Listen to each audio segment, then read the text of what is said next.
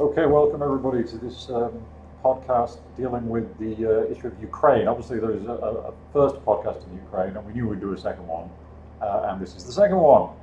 So it's Alex Lawson here, and with me is Maz, of course, and we're going to talk about what has happened in the last 7 days or so. Right. A lot of things have happened. I mean, I think we might have had to do this podcast a little earlier, but I'm glad that we're doing it now because the situation is still volatile and a lot of issues have popped up in respect to international law, international politics, and international relations. So I hope we'll be able to discuss that today. Okay, cool. So the first area we're going to look at is this: where are we now from where we were from the first podcast? So the first question really to address is, Russia has obviously invaded Ukraine. Or have they invaded it again? Well, they're calling it an operation. Yeah. And I think they're being very strict about it. In fact, yesterday I was reading reports about Russian media being suppressed from calling it an invasion or anything other than an operation. I think the word conflict is used. I'm not sure they're even using the word conflict. Okay. I think you're right that special security operation is being used. The Vietnam War, incidentally, was always referred to as the Vietnam policing action by the United States. So states try to actually avoid the use of the word war. War isn't a precise term. Maz is right, armed conflict is the more precise term. But again, they're trying to avoid calling it even that because there are legal issues once you say it's an armed conflict. Yeah, and perhaps you can shed light on that. What are the legal issues when we do call it a war and if we don't call it a war? Well, when it's not... again, calling it a war is a kind of colloquial term that everyone likes to use, and we say there's a war going on. The precise terms are armed conflict, and there is an international armed conflict and a non-international armed conflict. And basically, if you call it an international armed conflict, then lots of international laws apply. If you call it a non-international armed conflict, which is what people call a civil war, then there are still lots of rules that apply. But if you don't call it either of those things, then you're just essentially saying that it's a kind of a law enforcement operation. You're just dealing with some problem that you don't consider to be actual armed conflict. And so the rules that apply in those situations would be only national law. But I just want to stress, this is clearly not the case. Just because the Russians call it something, or indeed the Ukrainians call it something, or the West call it something, doesn't mean that's what it is. It is what it is. Right. Well, it's interesting because you mentioned civil war here. And I know Russia has been trying to emphasize that we are just entering to support the Donbass republics of Lugansk and Donetsk. And they're very kind of careful about that terminology. So it's interesting, you mentioned that it's a little bit different dynamics than two actual countries, sovereign countries, go to war. And we also seen this in Putin's initial statement where he says Ukraine was never really a state. Yeah. And he gives this constant reference now, and possibly we can talk a little bit about that as well, about Ukraine as a state, because his claim is that during Lenin's time of 1921 to 24, he created the Ukrainian state, which I think I kind of understand that argument. I kind of don't, because in one sense there was a Ukrainian state even before that time period, though it was in Eastern Galicia. It was known as the Western or Ukrainian state. I forgot the name of it. But it was just before the Soviets took over. It gets messy. I mean, I think the simplest way to look at it is that Ukraine has definitely been a state for at least 31 years. And I don't think there's any serious argument about that. I mean, you don't need to get into all of this ancient discussion about Russia and Ukraine and their brotherhood and who created whom and which was there first. I agree there probably is very strong evidence of Ukraine being a state even before then. Right. But it doesn't matter. It's definitely been a state for 30 years, and it's been recognized as such. The Russians have had, embassies in Ukraine. They've recognized passports and everything. And there was that agreement that they have with Ukraine to give up the nuclear weapons for their sovereignty. The Budapest Agreement, which, although it's not a treaty, is an agreement, and it, therefore it fully implies recognition. Right. So all of the things that you normally accept. It's not like Pakistan and Israel, where Pakistan just says Israel's not a state. Right. You can argue about that, but from Pakistan's point of view, it's fairly consistently taken the view that it's not a state, and you can't have an Israeli passport, and travel to Pakistan. But this raises another interesting question.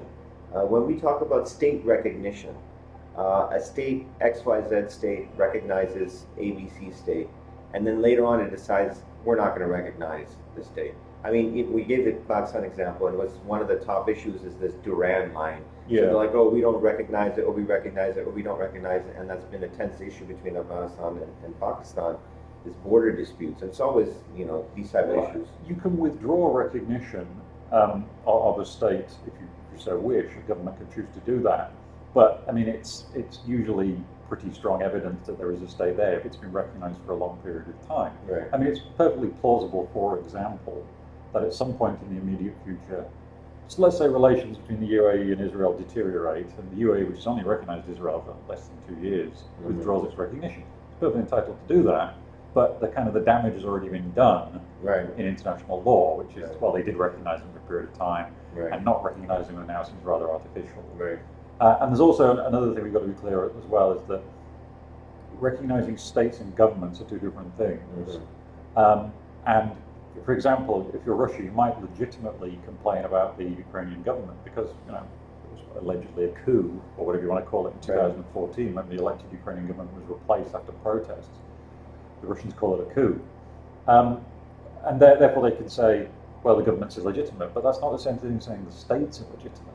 Right. It's the same thing as the Taliban. We didn't like the Taliban. We preferred it when it wasn't the Taliban. But there was never any question that Afghanistan was Afghanistan. Right. And I think we're going to talk about a little bit on this self-determination issue towards the end, so we'll talk about that. But yeah, moving forward. Well, that gets us on actually to the next thing on our kind of list, which is you mentioned the autonomous areas, and perhaps you could talk about that, about what you think is significant. Well, we know that when we talked a little bit about this, I think in the last podcast, in respect to the autonomous regions within Ukraine, particularly Crimea. Crimea had a very special status. Because people study the history, not only in the historical context, different group of people used to reside there, the Tatar, but then when the Stalin and the Soviet time periods, they did a massive exile, about like 500,000 of them to the Siberia, for punishment, supposedly. And then they were occupied and repopulated that with Russian people and Russian-speaking people. And of course, Sevastopol was a major, warm water base for their naval fleet in the Black Sea, which was extremely important to maintain, to have, challenge the other great powers and for its security interest. So Crimea became basically a Russian majority populated place. Khrushchev in 1954 handed it to Ukraine to make it a part of the Ukrainian state, still run in an autonomous manner. And when Ukraine gained independence, what was really interesting is perhaps a more detailed study of the Soviet breakaway states and the details that entail with their borders and different issues. We know recently Azerbaijan and Armenia over Karabakh had an issue with that too. So these redrawing of lines, there was a time period basically under the Soviet Union when the Secretary General of the Communist Party was leadership just made the I forgot what they used to call it, commissar. They made it the communist running the cabinet. They had a vice president and general secretary and president and so forth.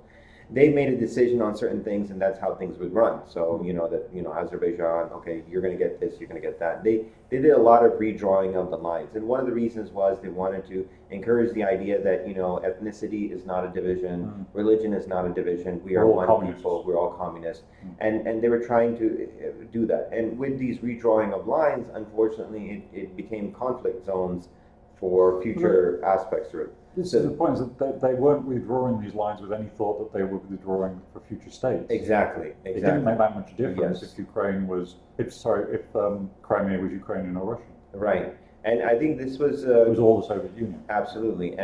But we look at some of the conflicts that are popping up now. A lot of people talk about the colonial era and Africa and how with Britain and France and many other European nations that had kind of just cut out pieces without actually being natural boundaries, or some were natural boundaries, but some had tribes on both sides of the border, and they weren't really into this idea of actually these national boundaries that they had designed, and it would eventually lead to conflict, which we've seen in Africa. And I think we're also beginning to see in these former Soviet states, we just seen Azerbaijan and Armenia. We also have a reference to what's going on in Kyrgyzstan and Tajikistan. That's also been a tense flare-up point. Uzbekistan is also involved in that tension. Kazakhstan had a recent issue with that ethnic issue. So this is interesting, actually. And of course, Moldova is another example, Transnistria. So I think this dynamic is interesting. But going back to what, the Crimean aspect, they were obviously given an autonomous kind of leeway. And, the Ukrainian state was new, so I guess they didn't want to, rattle the ship too much. And based on that, Crimea agreed that, okay, fine, that we will, remain within the Ukrainian state. And there was even a decision, actually, if I recall correctly, in 1992, there was actually a referendum for that. But the Kiev did some political machinations to kind of avoid its actual vote from actually happening. And they said that, look, you can have the autonomy, and that kind of satisfied the people of Crimea. And Russians were allowed to maintain the base at Sevastopol for about $97 million a year. And, it was all right with everybody. Like, this current case scenario, we're just going to keep it running like it is. Of course, that came to head in 2010. And of course, there was a lot of politics in Ukraine and Russia, and during that election, and I think 2012, they agreed to sign a renewal of the extension of the lease of the port in Sevastopol, which again kind of calmed the situation down, because it was, I think, a 25-year lease initially, so that was due to expire in 2017. So in 2012, they renewed it for 40 years, so they got extended. So again, that heightened tension mode. So this idea of Crimea actually being an autonomous region has been true from the first day of Ukraine. And they've actually had a referendum before this point in 1990. So there was always the risk of that happening. And I think the events in 2014, February, with Euromaidan actually triggered, the Crimeans to just say, okay, now, this was a decision, and now we want to go our own way. But that's only unique to Crimea, just want to specify that it was not unique to the other places in Ukraine, not the Donbass. The Donbass was treated like a normal province or state within Ukraine. So, but that goes to again illustrate that where do we balance sovereignty and self-determination? That's actually, again, the next point. And it's interesting because, I'll be clear, I don't think these self-determination claims are in any way legitimate. At least they weren't legitimate 8 years ago. They may have now grown in strength in the intervening period because of the fighting that's happened, and maybe self-determination is the only way we can get out of this problem. But I don't think these were legitimate self-determination claims in the beginning. But there is this tension because Article 1 of the United Nations Charter mentions self-determination, then Article 2 mentions sovereignty and territorial integrity. And nobody really knows what the balancing act between them is to be, which one is to be the most important. Self-determination sounds great, and it sounds like it's the solution to a lot of problems, but it inevitably just leaves you with more problems. Sometimes all you can do is say self-determination is what has to happen.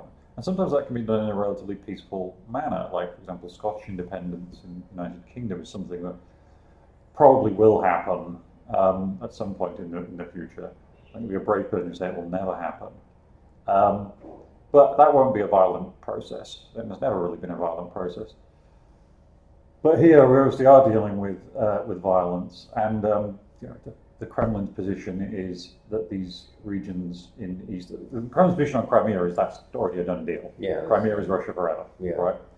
And I think the Ukrainian position also hasn't changed. They feel Crimea is an integral part of Ukraine. They do, but I get the feeling that if they genuinely felt that they could give up Crimea and genuinely get security for the rest of Ukraine, they would do it. But isn't that what the Minsk agreements were for? Well, the Minsk agreements are fudge. I mean, why are this is my point. Saying, that they would sacrifice Crimea for genuine peace, but this is the problem. You can't do that. It's called appeasement, and it doesn't work. Right. Or it didn't work with Hitler. Right. It won't work with Putin.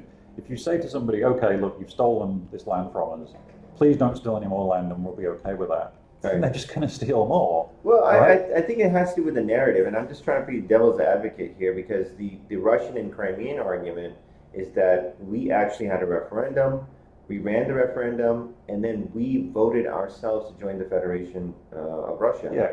And that's their argument, which is different from the separatist regions. I just want to be very clear.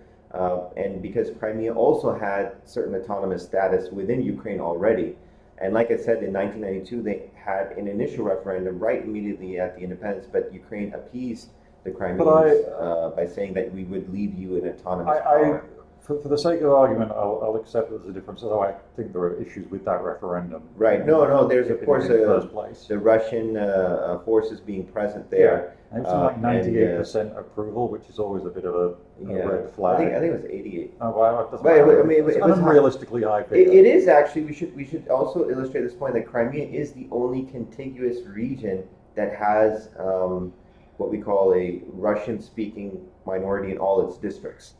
Whereas in the Donbass, that's not even the case, because there's certain districts within the Donbass region, including Donetsk and Lugansk, towards the western side, that are not. They have this is what I was going to say. More mix of people. The two problems with self-determination: first, are that sometimes it's not legitimate, but secondly, it often leads to further fragmentation. Because if you say, okay, the Donbass region is now going to be independent because they really feel that they're Russians, right? But then you're bound to find villages. I give the example of my mother's experience. My mother's Ukrainian, but they lived in Poland. They were moved after the Second World War because of all the fighting and stuff. The Second World War. Yeah. But in Poland, you would find a village where everybody was Ukrainian. And that was what happened in my mother's village. Everybody was Ukrainian. In the next village, everybody would be Jewish. In the next village, everyone would be maybe Russian. And then finally you get to the fourth village, and they're actually all Polish. It's very interesting you say that. I know this is an off story, but I thought it was a point of interest. There was actually a Greek, one or two Greek villages on the Black Sea coast that were bombed by the Russians. And the Greek council, basically the Greek government actually called on the ambassador of Russia and demanded an explanation and apology for attacking Greek ethnic groups within Ukraine. Yeah. So I thought that was kind of interesting that the Greece as an independent nation is speaking up for Greek people that may be Ukrainian citizens. It's one of the principles of international jurisdiction, the passive personality principle. Although it's as you say, you're not even talking to people who are Greeks. They're Ukrainians, but they're of Greek ethnicity. Right. I mean, this goes back to your point earlier about Africa and the problems with the borders. But I've always said that it's not a problem with Africa. It's a problem that Europe had that it exported everywhere else. European colonists took everywhere else because the borders of Europe are a total mess. Right, and people move and they're nomadic, and certain areas will change, and like for example in the Soviet Union there were massive changes. I mean, Russian-speaking people are all over former Soviet republics. I mean, you got so many in Kazakhstan, and particularly in urban areas, there's a concentrated, significant minority of Russian-speaking people, ethnically and otherwise speaking as well. Because of their influence. Basically, my family's experience, which is you're Ukrainian, but you can't live here anymore because we want Russians to live here. Yeah. So we'll move you to Poland. Yeah. And then people in Poland have to go somewhere else. And it's the borders are. I mean, a state like Yugoslavia, which again is one of those states you have to scratch your head and go, "Where's Yugoslavia on the globe?" Because it doesn't exist anymore. And, it's scary what's happening there too, because and actually, you're right. Yeah, in Bosnia, there might be a conflict again in Bosnia with these Serbian Republic part versus the. It says Bosnia and Herzegovina, so it's only two parts. But this problem of borders not being precise and being drawn in arbitrary ways is a problem that Europe's had, and it was very, very cavalier about it when it exported it elsewhere, and just things will work out okay. But I want to go back to, because this actually kind of triggered a thought in my mind when you said this about the Greek example here about national kind of jurisdiction between certain states and their ethnicities. And that's something Russia has been using. Their talk about Russian-speaking people. They even mentioned the Donbass region. They have 800,000 Russian passports that were issued. This was a similar strategy they used in Abkhazia and Ossetia, where they issued passports, and they used that as a legal justification. And when we talk about international law, and this kind of goes into this last part that we were kind of discussing, if I provide someone with a passport and they become a citizen, and then some supposed crime occurs against them, theoretically, of course, we have these diplomatic structures built within nations, and the embassies then will interfere and all that. But when we have a significant group of them that supposedly get affected, and let's take for argument's sake Putin's argument, there was some sort of genocide happening. What would be the reaction the other state who's their citizens of would be? I'm trying to balance this. I'm trying to balance this because I've heard this argument before. For example, like you remember the 1983 operation in Grenada? Yeah. It was U.S. citizens who were students in medical school there that kind of got arrested, and just so the listeners would remember. And then Ronald Reagan was the one that authorized the operation, and like in 24 hours they took over Grenada as a result of that. So where is the international law play in that? Like as for a citizen and what a state can react? International law would hold a state is obligated and allowed to protect its citizens that are facing ill treatment abroad. Now, the first way you do that is, as you say, by diplomatic actions and saying, look, we've got people here that are being abused, and they're our citizens, and can you please do something about it? If nothing is then done, then there is scope in international law for what is broadly similar to humanitarian intervention as a concept, right? That you're intervening for a specific humanitarian reason, which is to protect your people under the passive personality principle.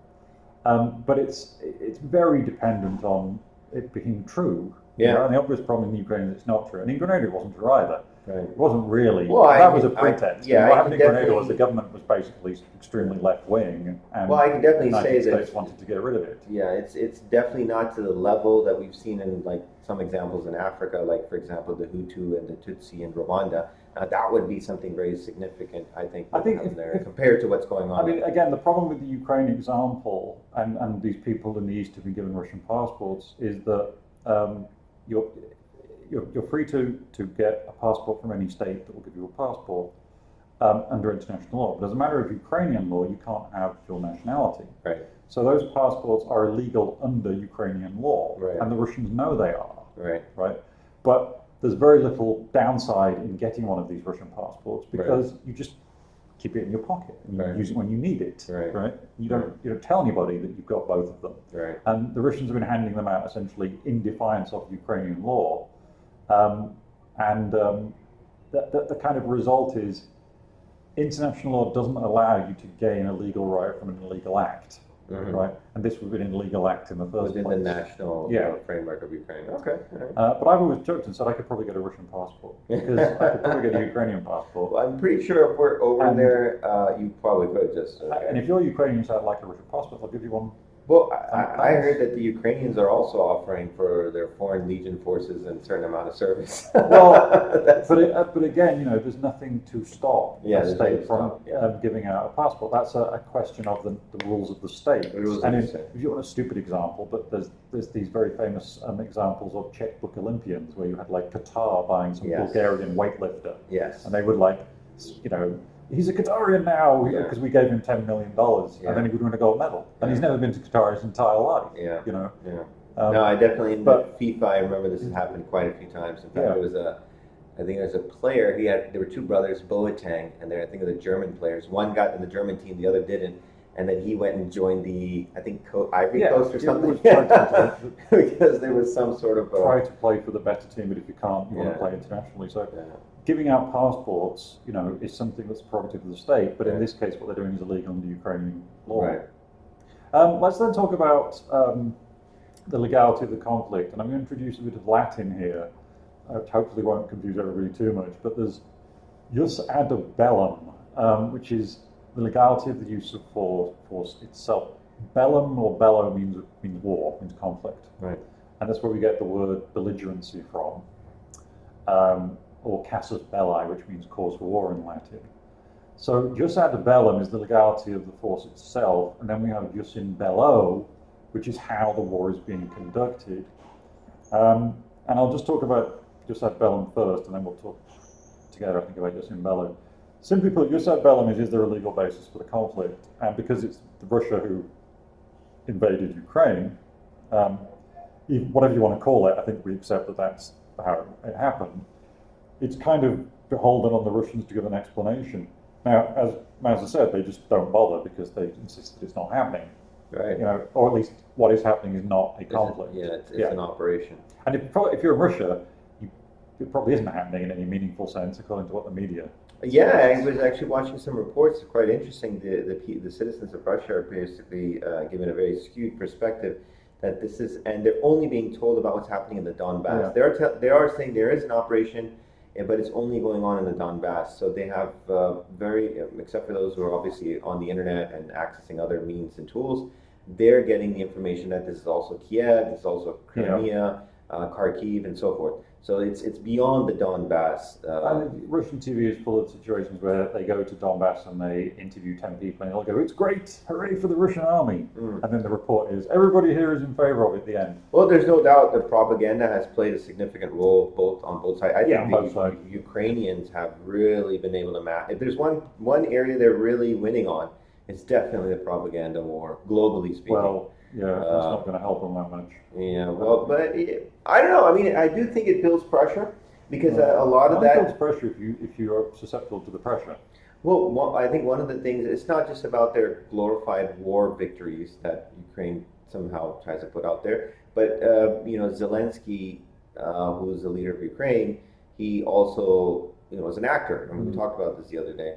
And I think that's one of the things that he knows how to be on camera. People, and I think he's been doing such a really an amazing job in his speeches, being in Kiev live and refusing the Americans for the exit. Then the speech he gave in the EU Parliament. All these things are actually, he may not have the military strength, but he definitely has the charisma. That I think is playing its share, because we're seeing all these protests in Russia. Well, and I think part of it actually has to do with the Ukrainian kind of perception that's being put out there by the media, and I think that's slowly penetrating Russian internet and reaching them that this is going on. Yeah. And that's something I think that's having an effect on the Russian society. That in fact, the other day I read something. There was a Russian oligarch or some billionaire. He offered like $1 million to or some sort of amount of money to target Putin. I don't know if you've seen that, but he put out a public post saying that if anybody who can overthrow Putin or something like that, I'll pay them this much money. If only it were that simple. Well, that's cheap. But anyway, so to get back to the legality, the simple answer is the only real way in which force can be legal in international law, this kind of operation, is if it's authorized by the UN Security Council, which it clearly is not. Right. Obviously. If it's self-defense under the UN Charter, so the Russians have to claim some self-defense, they kind of have used that language politically, but not really legally. They said, we're being enveloped, we're being threatened, we're being enclosed, but and there was some talk about there was some talk about a false flag operation, which never happened. No, because it was too crude. Nobody's that. That only happens in Call of Duty. Well, it's interesting because there's a lot of reference to Hitler and Germany and what's going on with Putin, and if everybody remembers, in September 1939, Hitler actually did understand this aspect that was required, and he created that false flag operation with a Polish radio station. And then he kind of dressed up people and put them across the border. It's very interesting. People should read up about that and use it as a cause of war. In fact, U.S. has used it against the Spanish-American War. Yeah, well, that was a made-up war. They blew up their own ship, the USS Maine, to justify the invasion of Cuba and the Spanish assets. I can't remember if it was that war that was described by the press as the War of Naked Grab. And it made Theodore Roosevelt, of course, as well, made his name. So, but anyway, there is no... but there isn't any in this case. There's no armed attack by Ukraine.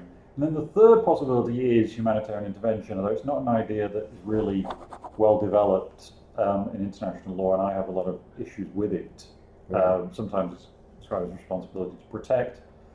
But again, that would rely on the fact that there really was a genocide happening in eastern Ukraine, and there was not, and there was not. I wouldn't classify it as a genocide, but I do understand some form of humanitarian problem. I do understand that there might have been certain rights that were suppressed, but not to the level of genocide. Definitely, I don't think that's the level of an intervention. We have to have like massive mass graves that were uncovered. Hundreds of people killed. Yeah, that's a humanitarian intervention. You know, that would be something. Just closing some radio stations is not going to. Yeah, and you know, for example, restricting the Russian language from state institutions. Yes. You know, I mean, which is a stupid thing to do. It is, and I think if these things not. didn't happen, I don't think we would have witnessed any of this, because it became kind of like one thing, then there's a counter thing, and then eventually, like, let's just raise up arms, and then Russia comes in to help support as well. Okay. So we just created like a spiral of events. Yeah, because they were already there. The Russian-speaking people were already there. They were part of the system. And you know, it's interesting, and I'm going to the words of Sergei Lavrov, who just recently gave an interview on Al Jazeera, and he used a term that, for the first time I heard it, I'm pretty sure it was existing in some sort of framework, but he really kind of, for me, put it out there. He used a word called Russophobe. Yeah. That basically it's a phobia against Russia and Russian-speaking people. Yeah, and I don't know if you've heard that. There's a tendency to touch the word phobe to anything, and I don't particularly like it because it's not. I mean, it's like Islamophobia. Yeah. I would much rather people just say hatred of Muslims, because I think Islamophobia misrepresents it and also makes it sound more respectful than it really is. Let's just call it what it is. It's hatred of Muslims. Right. And yes, there may be Russophobia. I mean, actually, my parents, I always describe them as Russophiles because they love Russian culture. Right. And they've been to Russia. I've only been to Russia once. They've been at least twice. Right. And you know, they love all that Red Army choir stuff, and the food we eat is very similar and everything. But yeah, there's this perceived idea that everyone's out to get Russia, and indeed Putin has acted that way and spoken that way in his speech. Right. Anyway, so that's that. The other thing is just in bello, which is how the war is conducted. And all I'm going to say about this is something that I've discussed with Mas previously, that what you are hearing is basically, this attack is a war crime, this is indiscriminate bombing, etc., etc. And my view is that the fog of war is very thick at the moment. Right. And it's very difficult to say that either side is or is not following the rules of armed conflict. Right. And I think it just looks very silly when you have people like the US President and the Prime Minister of the UK condemning these outrageous barbaric attacks when there's not offering much evidence for them. Right. Yes, civilians have died, but civilians always die in wars. Yeah, no, and I think that's quite interesting, in fact, that you mentioned this, because I was actually trying to find some sort of video or some sort of evidence where Russian soldiers were, like, you know, stabbing Ukrainians, or they were shooting Ukrainians. I mean, there were some images of tanks moving in, Ukrainian people standing in front of them, and the tank would stop. It's the Tiananmen Square. Yeah, type of situation, but they didn't, like, run over them. There was that one incident where the tank ran over a car in Ukraine, in Kiev, or I don't know where that image was. It was very popular within the first 2 days of war, where there was some old man coming with a car and the tank just ran over him. That was the only one incident I could clearly say that is on record that kind of indicates that. But there isn't no widespread, on the scale of the operation, I think so far the Russian forces, including the Donbass and Lugansk forces, have, for the most part, as we know, again, fog of war, we don't know what's going to happen afterwards, there hasn't been any massive kind of like war crimes level things. But there have been reported uses of cluster munitions, some indiscriminate use of missile targeting that we've seen more in recent days. How does that fit into that equation on when we talk about bellow? Just in bellow is the idea that you basically have to conduct a conflict in a certain way. The objective of an armed conflict is to achieve your political objective with the minimum amount of violence necessary. War has always been about achieving political objectives, and since Clausewitz in his study said so. And that's what soldiers do when they use force, is that they're using the minimum amount of force necessary to achieve the objective. And there are various tests that we use about whether an operation is necessary or not, whether the use of force was proportionate or not, and then whether the weapons employed have been the right kind of weapons used in the right situations. Some of them may be absolutely prohibited, chemical weapons, for example. Cluster munitions, it's much more complicated because of the fact you've got to be an actual signatory to the conventions, and Russia is not. And there's another bomb they use, a thermobaric. There's nothing anywhere that outlaws thermobaric bombs. Maybe the effects they have may be considered as being contrary to jus in bello, because the way they kill may be particularly unpleasant. And what about these missiles? There's been some reports that some of the munitions, one of them landed in a children's playground. Well, the obligation is not, I'm going to put this in the bluntest terms possible, but the obligation is not in international law to avoid hitting children's playgrounds at all costs, right? Right. The objective is to try as hard as you can not to hit children's playgrounds, Right. but accepting the fact that occasionally you will hit them and you will love some children, Right. And it sounds awful, but that's just the way that the world is. And for example, you can make a perfectly good targeting decision, obey all the rules of international law, and still kill civilians. Yeah, and one thing I found quite interesting, I remember the Russian Defense Ministry issued a video message about a few days ago when they started this Kiev operation. There was talks, they were in the northern suburbs of Kiev, and then there's now a 60-kilometer, track of Russian vehicles from the Belarusian border coming towards Kiev. So slowly, they put out an official message telling the citizens of Kiev, you're allowed to leave through this highway towards the west, the Polish border. Please use this highway only. This is a secure path. How would you classify that when we talk about Bello? As giving civilians an exit? Again, that's meeting the necessity requirement and the proportionality requirements, particularly the proportionality one. I mean, it's obviously something that's borrowed from Israel's operations in the Gaza Strip, where it's much more pressing because of the very compact nature. Sometimes children's schools and bomb factories are literally next to each other in the Gaza Strip. So, that's what they're doing. They're trying to meet their obligations and say, look, well, we warn these people. And they've done it several times in Kiev. There's no actual obligation to do that, but by doing it, they can say that they're meeting their jus in bello objectives. And in particular, the thing about opening up one highway is reflective of the infamous road to Basra in the Gulf War, where the retreating Iraqi soldiers were traveling north on the highway back to Basra from Kuwait and were subject to a relentless air attack that killed thousands and thousands of them. And the question about that was that actually a necessary action, because they were leaving the field of battle? Right. In other words, if you'd let them go, it would have made a difference to the outcome. But that was where military units were also down. They were definitely military units. Yeah. They were all military units. I don't say there were any civilians killed, but I'm saying that was an example of saying, well, there was no warning. There was no, if you take this highway, we'll say that you're leaving. Yeah. Right? That was the only highway. They took it, they were leaving the field of combat, and yet they were killed anyway. Right. And people criticized that as not being necessary. Right.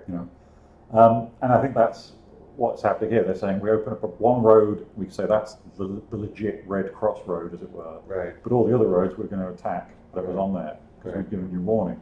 So it frees them up as well. Right. There's one other thing about Bello before we move on that I thought that it'd be good to discuss. Ukraine within the first day of this conflict basically issued a directive, a state of emergency, and then they called upon all males between 18 and 60 to remain within the state. There's a kind of sidebar question to this in respect to international law, and I'll ask you that as well. But related to Bello, now when Russian forces are inside Ukraine fighting, can they automatically assume that someone between the age of 18 and 60 is a combatant? No, they can't. Okay. But what happens in international law is that normally when an international conflict is taking place, like, for example, where we are now, it's Ukrainian soldiers in uniforms and Russian soldiers in uniforms. What then happens, and that's, international law governs that, the Hague and Geneva Conventions govern it. What often happens is you move into the occupation and insurgency phase, and then what happens is that maybe the military of a state like Ukraine ceases to be obviously wearing uniforms, right, and they start to become people just wearing tracksuits and jeans but carrying weapons, and there have been videos of civilians running around with Molotov cocktails. And what we're seeing here is a hybrid of that, because the Ukrainian army is still operating alongside these groups. But there is still an obligation on the occupying power, which will be Russia, right, to discern between those who are combatants and those aren't. Right. Those who aren't. For example, if you're a Ukrainian male between the age of 18 and 60, but you're carrying a Kalashnikov rifle, Right. then they can consider you a combatant. Right. Or you are associating with a group, or carrying ammunition or But- whatever. But just because you're in that age group, no. Yeah. No, and let's talk about it, because we're talking about some very sensitive issues, because now there's been reports in Kiev, because basically the Ukrainian government right now is at the kind of desperate measures call for desperate times, or desperate time calls for desperate measures. Sorry, the other way around. And they're arming everybody. They're not really evaluating. There's even talks about releasing prisoners and using them in the combat zone. So when we talk about that, sometimes some crimes are being committed by these same weapons, and the situation is where a civilian who, let's say, doesn't want to fight, but he wants to protect himself, so he's going to be armed, right? Well, there's also an issue around what do you do about these, we'll call them sort of irregulars. Right. Yeah. These irregular soldiers who are just wearing civilian clothes but carrying an AK-47. What happens if they, start executing Russian soldiers? Right. And the answer is, well, they never had any training Right. in the rules of the laws of armed conflict.